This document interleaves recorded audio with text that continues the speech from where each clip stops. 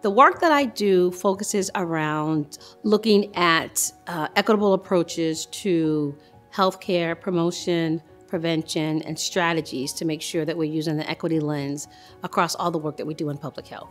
With regard to the work that we're doing with the Early Childhood Equity Project, it's really important because it allows for us to use that lens with some intentionality to hear authentic voices from the populations and the families that we want to get information from. And it's also been important because we want to make sure that we're inclusive in the work that we do. And so when you take an equity approach, that's what you're doing. You're looking for those authentic voices to hear from those families so that you're addressing their needs and not just ours. We are looking at the issues that parents or families have with their childcare or issues with accessibility to childcare.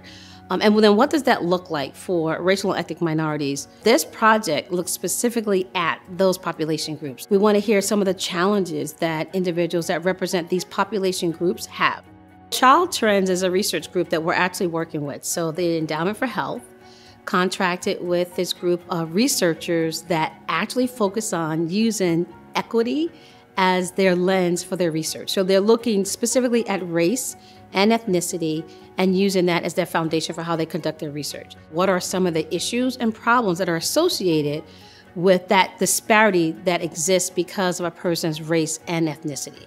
They work with researchers that look like the community as well, and they involve the community. It's using the lens that's needed if you're going to do this work right. Working with Child Trends has been phenomenal. Just that listening, that collaboration, hearing feedback, and so now on a regular basis, they'll say, this is where we are with recruiting this number of families. This is how many families we've had. We've reached our goal, yay, right? And so it's working together with them that has been really positive. Some of the biggest challenges that we've had, even trying to recruit families, again, has been that trust issue. So one of the ways that we were able to flip the script is that, using community health workers or working with community health workers allowed for a trusting relationship to start out from the beginning. It wasn't like this cold call that came from an organization or an agency saying, we want you to participate in this survey. Instead, it was a warm handoff. There were familiar people that said, hey, we want to hear your voices. I'm hoping that this work will lead us to learning a little bit more about what we need to do to make some changes. What are the action items that actually come out of this